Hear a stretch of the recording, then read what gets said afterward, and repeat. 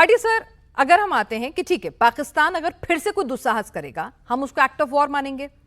अब act of war में जाहिर सी बात है आतंकियों का खात्मा तो करेंगे, अपना फायदा भी देखेंगे। तो ऐसे में हो सकता है जो आप निबलिंग एक्ट कह रहे थे कि भाई ठीक है, एक बार हाजीपीर ले लीजिए, उसके बाद नीलम, लीपा वैली, स्टेप बाय स्टेप हम अपने लिए जो सामरिक लिहाज से इंपॉर्टेंट चीजें हैं उनको वन बाय वन कैप्चर कर सकें, या it will be all out war once and for all? नहीं, ये तरीका ये जो होगा ये निबलिंग के तरीके से ही होगा। और हमें ये देखना पड़ेगा कि एक पीओके है और एक राइप फ्रूट है जो अभी पाकिस्तान में है, जो अलग होने के लिए तैयार है, और वो है बलूचिस्तान।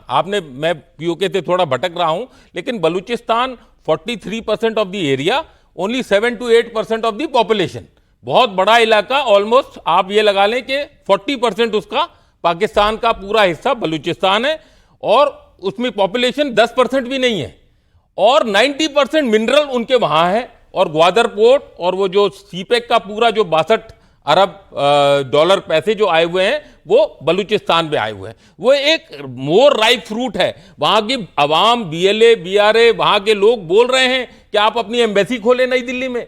वो बोल रहे हैं हमारे नेशनल फ्लैग को रिकॉग्नाइज करें। वो बोल रहे हैं कि आप यूएन में हमारी वकालत करें कि हमें एक सीट मिले।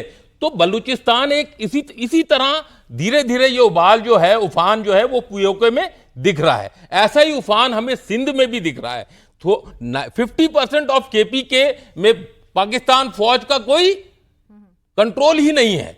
तो आप ये देखें, जो 4 उनके प्रोविंस हैं उन सब में अभी एक उफान आया हुआ है। हमें ये जरूरत है कि हम देखें कि किसको पहले अगर टूटे तो हमें ज्यादा फायदा होगा। क्योंकि एक मुद्दा हमें हमेशा ध्यान रखना है कि अगर हम 4th लार्जेस्ट ग्लोबल इकोनॉमी अभी बने हैं और तीसरी तरफ जा रहे हैं, तो क्या हम अपना ध्यान पूरी तरह से भटका के पीओके की तरफ अभी फोकस करें, या उस उबाल को और उफरने दें, और उसके बाद फिर तब तक ये nibbling action, improvement of defensive posture, economic sanctions, financial squeeze और जो इस तरह के तरीके हैं उनको अपनाते रहें, मिलिट्री ऑप्शन को थोड़ी देर के लिए रोक के रखें। वील वेट एंड वॉच, वो आपस में लड़ मरे, पाकिस्तान के टुकड़े हो जाएं, तो भाई पीओके तो हमारा था।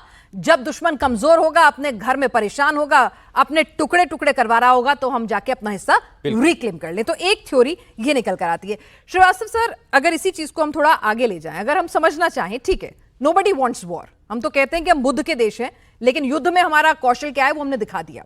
हम कृष्ण के भी देश हैं। हाँ, तो अगर हमें ऐसी स्थिति बढ़ती है कि भाई आपको पीओके अपने पास करना होगा, सामरिक लिहाज से लेना होगा, उसको रिकैप्चर करना होगा, तो सर जो कह रहे थे कि स्टेप बाय स्टेप ही तरीका है। मैं जनरल साहब की बात से काफी सहमत हूं। मैं आपको बताता हूं क्यों। क्योंकि जब आपका एक डॉक्ट्रिन ऑफ फ्रैगमेंटेशन कहलाता है, जैसे कि आपने यूएसएसआर का देखा था, एक पर्टिकुलर स्टेज पहुंची and USSR got into 9 pieces.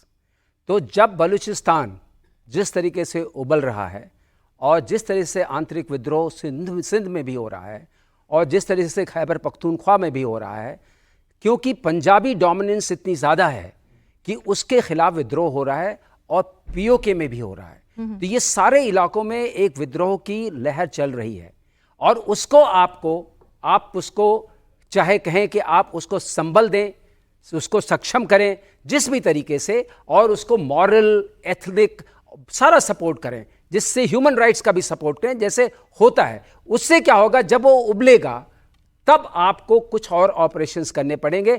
आपने एक ऑपरेशन किया है, वाटर को वेपनाइज किया है, वो भी बहुत बड़ा ऑपरेशन है जी। इन सबको जब आप कंपोजिट बनाएंगे, और साथ में आप ये निबलिंग स्ट्रेटजी या सलामी स्लाइसेस भी कुछ लोग कहते हैं, जो चाइना के संदर्भ में इस्तेमाल होता है, आप आगे बढ़ने की कोशिश करेंगे। अब उनको समझ में नहीं आएगा फौजें बॉर्डर पर रखें या फौजें वहां कंटेनमेंट करने के लिए करें। वो मौका होता है जब आप ऐसे करते हैं, दोनों तरफ से, चारों तरफ से प्रेशर आता है, तब एक देश अपने आप में इम्प्लोड करता है। लेकिन मूल बात क्या है? मूल बात मैंने आपको बताई थी पहले भी, आंतरिक विद्रोह सबसे बड़ा कारण होता है। सुकार्नो और सुहार्तो का जो आप उसके संदर्भ में अगर देखते हैं, मलेशिया, इंडोनेशिया के संदर्भ में, तो वहां भी यही हुआ था। वहां क्या हुआ था कि वो जो है, जब स्टूडेंट स्ट्रीट्स पर आए, उन्होंने सत्ता पलटी, तब डेमोक्रेसी आई। ठीक है, ट्रू डेमोक्रेसी। तो आंतरिक विद्रोह सबसे बड़ा कारण है। किसी भी देश को देख लीजिए, कोई भी हिस्ट्री पढ़ लीजिए, तो आंतरिक विद्रोह हो रहा है, उसको आपको सहायता करनी है, उसको हवा देनी है और उसको अपने तरफ से सफल बनाना है। ठीक।